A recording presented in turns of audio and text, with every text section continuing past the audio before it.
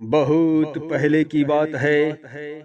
राघोपुर गांव में मंगला नाम का आदमी अपने पत्नी नैना और बेटा गोलू का साथ रहा करता था। मंगला के पास इतना सारा संपत्ति तो नहीं था, पर उनकी सोच था कि मैं अपने बेटे गोलू को पढ़ा लिखा कर अच्छा आदमी बनाऊं। देखो नैना, गोलू अब बड़ा हो रहा है, उसकी पढ़ाई के लिए कुछ ज्यादा ही पैसा चाहिए और हम खेती करके ज्यादा पैसा नहीं कमा पाते हैं नैना। ये तो सही है, जो कमाते हैं वो गोलू के लिए काफी नहीं है। देखो नैना, बहुत दिनों से मेरा तबीयत ठीक नहीं चल रहा है। मैं खेती नहीं कर पाऊंगा क्योंकि दिन प्रतिदिन बीमार होता ही जा रहा हूँ। इसीलिए मैं सोचा हूँ नैना कि शहर जाकर कुछ कारोबार करके बैठ जाऊं। आप सही सोचे हैं, लेकिन इतना पैसा कहाँ से आएगा? हमारे पास जो खेत है उसे ही बेच देते हैं, इसके सिवा हमारे पास और दूसरा कोई रास्ता नहीं। अगर हम अपना खेत बेच देंगे तो हम लोग क्या करेंगे? देखो नैना, मैं खेती नहीं कर सकता। 2 दिन पहले डॉक्टर से मिला था मैं। उन्होंने बताया कि आप मेहनत वाली काम मत करना, वरना और मुसीबत बढ़ सकती है। इसलिए मैं अब ये सब काम नहीं कर सकता हूँ नैना। ठीक है जी, आपकी खुशी में ही मेरी खुशी है। खेत हमें नहीं चाहिए। अगर आप स्वस्थ रहेंगे तो मेरे लिए काफी है। आप लाला से बात करो और उसे खेत तुरंत दे दो। ठीक है नैना, मैं अभी लाला के पास जाता हूँ बात करने के लिए। तब तक तुम खाना बना कर रखो। इतना कहने के बाद वो लाला का पास जाने लगता है। नमस्ते लाला जी। अरे मंगला, कैसे आना हुआ? क्या काम है चवन्नी दे के? कुछ नहीं लाला जी, आप कुछ दिन पहले मुझसे कहा था खेत बेचने के लिए, बस उसी विषय में आपसे बात करने के लिए आया हूँ। अरे मंगला, मैं तुमको तो बोला था, पर तुमने बेचने से मना कर दिया उस दिन। लेकिन अब क्यों बेचना चाहते हो? कौन सी मुसीबत टूट पड़ी चवन्नी दे के? अरे उस दिन मैं इसलिए मना कर दिया था लाला जी कि मुझे जमीन बेचने का कोई इरादा नहीं था। देखिए लाला जी, मैं दिन प्रतिदिन बीमार होता ही जा रहा हूँ। मेरी बीमारी बढ़ती ही जा रही है और अभी भी मेरा तबीयत ठीक नहीं है लाला जी। और मेरा बेटा पढ़ना चाहता है और आप तो जानते हैं कि अभी वो छोटा है, खेतों में काम नहीं कर सकता। इसीलिए मैं जमीन बेचकर अपनी बेटे की भविष्य की खातिर शहर में जाकर कुछ काम करना चाहता हूँ। और लाला मन ही मन सोचता है, अब आया ऊंट पहाड़ के नीचे। देखो मंगला, मुझे अभी खेत लेने की कोई इरादा नहीं है, लेकिन तुम ईमानदार हो और तुम्हारी बच्चों की भविष्य की सवाल है। इसीलिए मैं सोचता हूँ कि ले ही लूं चवन्नी दे के। आप बहुत ही दयालु हैं लाला जी, और मैं यही विश्वास लेकर आपके पास आया था कि आप खेत ले लेंगे। देखो मंगला, अभी मेरे पास पैसा नहीं है। तुम अभी खेत की कागजात पर साइन करके चले जाओ। 2-4 दिन में पैसा दे दूंगा तुम्हें चवन्नी दे के। ठीक है लाला जी, जैसे आप उचित समझे। मंगला बहुत ही सीधा साधा और ईमानदार इंसान था। वो कुछ सोचे बिना ही उस कागजात पर दस्तखत करके वहां से चला जाता है। अरे अभी तक तो मैंने न जाने कितने गांव वालों को जमीन ले लिया, पर पैसा नहीं दिया। पर तुम आखिर कौन सी खेत की मूली हो मंगला, चवन्नी दे के? हाँ? उसके बाद मंगला घर पहुंचता है। अरे, आप गए थे खेत बेचने, क्या हुआ? अपनी जमीन की बात हो गया नैना, लाला 2-4 दिन के बाद पैसा दे देगा। ठीक है, चलिए खाना खा लीजिए, खाना बन गया है। देखो नैना, मेरा तबीयत कुछ ज्यादा ही खराब हो गया है। तुम जाकर के खाना खा लो, मैं आराम करने जाता हूँ। तुम आज ज्यादा ही सुस्त नजर आते हो, मैं डॉक्टर को बुलाऊं? अरे नहीं नहीं, मैं कुछ देर आराम कर लेता हूँ। गोलू और तुम अपना ख्याल रखना। मंगला सोने जाता है और अपनी बीवी और बच्चों को सदा के लिए अलविदा कहकर इस संसार को छोड़कर चला जाता है। अगले दिन लाला मंगला की पत्नी से मिलने आता है। कभी अरे नैना देवी, मंगला बहुत ईमानदार आदमी था, पर पता नहीं भगवान ने उन्हें इतना जल्दी आखिर क्यों उठा लिया? भगवान उनकी आत्मा को शांति दे चवन्नी दे के। मेरा पति बोला था कि आप हमें 2-4 दिन में खेत का पैसा देंगे। हाँ, तुमने सही सुना है, खेत का पैसा है, मंगला को देना था। मैं चाहता हूँ कि उस पैसे को ब्याज में लगा दूं और डबल बना के तुम्हें दे दूं चवन्नी दे के। मैं समझी नहीं। अरे मेरा कहने का मतलब है कि मेरे पास जो पैसा है उसे ब्याज पर लगा दूंगा और कुछ ही दिन में डबल हो जाएगा चवन्नी दे के। और हाँ, तुम जब चाहो ले सकती हो चवन्नी दे के। इधर नैना लाला की बातों का विश्वास कर लेती है। आप सही कहते हैं लाला जी।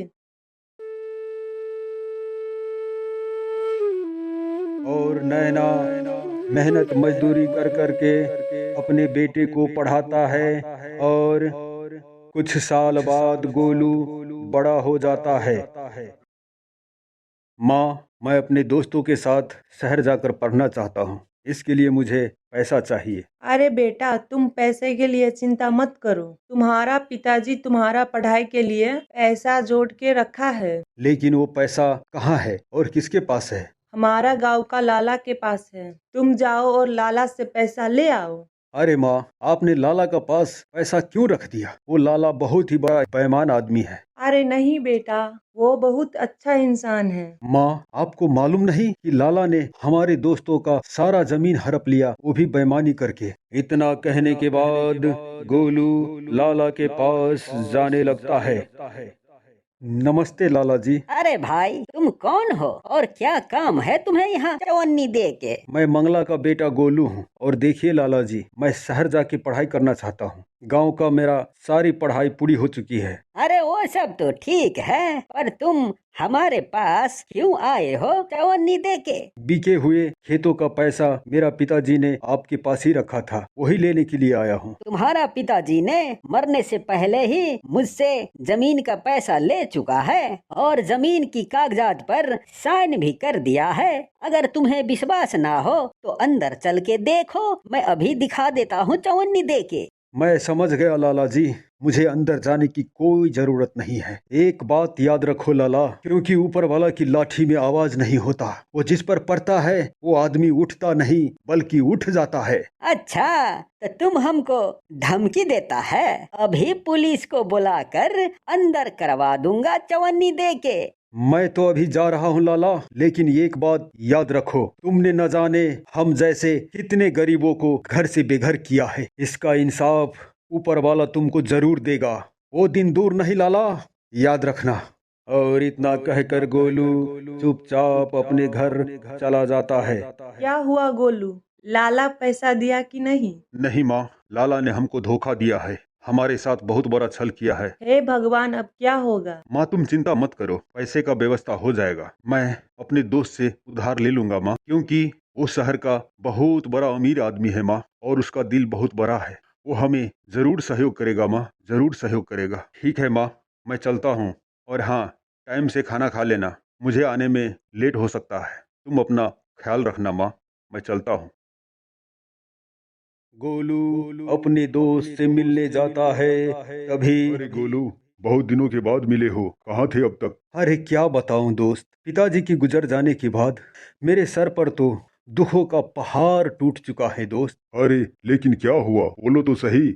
और इधर गोलू उसके साथ में बीता हुआ सारा कहानी अपने दोस्त को सुनाता है। दोस्त तुम चिंता मत करो, लाला जो तुम्हारे परिवार का साथ किया है उसका एक एक पाई का हिसाब लूंगा, वो भी ब्याज सहित। दोस्त मैं भी यही सोचता हूँ कि गांव वालों का सारा जमीन लाला की चंगुल से वापस मिल जाए। तो फिर मेरा प्लान सुनो, मैं तुम्हारे गांव में फैक्ट्री बैठाने की बहाने जमीन खरीदने आऊंगा, और हाँ, तुम वहाँ सारे गांव वालों को इकट्ठा करके रखना, और इस बात की जानकारी लाला को भी होनी चाहिए, समझे ना? ठीक है दोस्त, तुमने जैसा बोला वैसा ही होगा। फिलहाल मैं अभी चलता हूँ।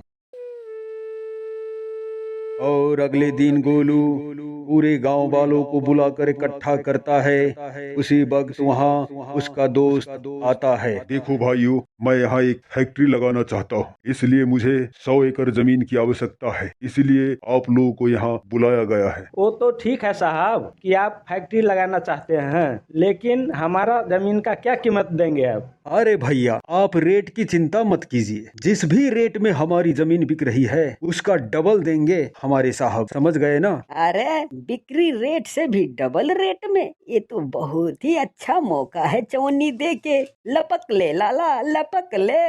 अरे सेठ जी, जरा मेरी भी बात तो सुनिए। आप कौन? मैं पहचाना नहीं आपको। अरे सेठ जी, ये हमारे गांव का लाला है। अरे सेठ जी, ये हमारे गांव का बहुत बड़ा जमीन का मालिक है। अच्छा, तो ये है लाला जी। लाला जी बताइए, आप क्या कहना चाहते हैं? अरे सेठ जी, अरे मेरा कहने का मतलब है कि इन गांव वालों के पास इतना जमीन है कहाँ जो आपको देगा। तो फिर मैं क्या करूं? आपको कुछ करने की जरूरत नहीं है सेठ जी चवन्नी दे के। मैं कुछ समझा नहीं। अरे मेरे कहने का मतलब ये है कि मैं दूंगा आपको 100 एकड़ जमीन। क्या सच में आप जमीन का रेट डबल करके देंगे चवन्नी दे के? अरे हाँ लाला जी, इतना ही नहीं बल्कि इस कंपनी में आपको 50% का शेयर भी दूंगा। बस आप जमीन की कागजात पर साइन कर दीजिए। अभी चतुर और लालची लाला पेपर पर साइन करके सेठ जी को दे देता है। अरे सेठ जी, मेरे कहने का मतलब ये है कि जमीन का पैसा कब तक मिल जाएगा चवन्नी दे के? कल आपकी खाते में पैसा चला जाएगा। अगले दिन लाला के खाता में पैसा नहीं पहुंचने के बाद लाला बौखलाते हुए सेठ जी का पास पहुंचता है। अरे सेठ जी, मैं बहुत परेशान हूँ। मेरे खाते में पैसा अब तक क्यों नहीं आया चवन्नी दे के? पैसा? कौन सा पैसा? पैसा तो आप कल ही ले चुके हैं, क्यों गोलू, है ना? अरे हाँ लाला जी, पैसा तो आपको कल ही दे चुका है, तो अब फिर यहाँ कौन से पैसा लेने आए हैं आप अठन्नी दे के?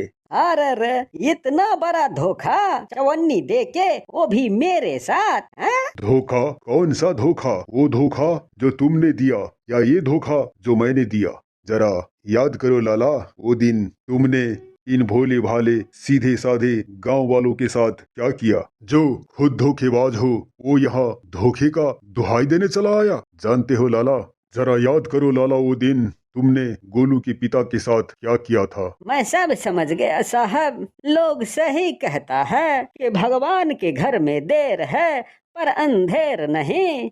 आज से मेरी जिंदगी में अंधेरा ही अंधेरा हो गया चवन्नी दे के। इतना कहने के बाद लाला वहां से चला जाता है और गोलू जमीन की सारा कागजात सारे गांव वालों में बांट देता है, जो लाला उनके साथ छल करके हड़प लिया था।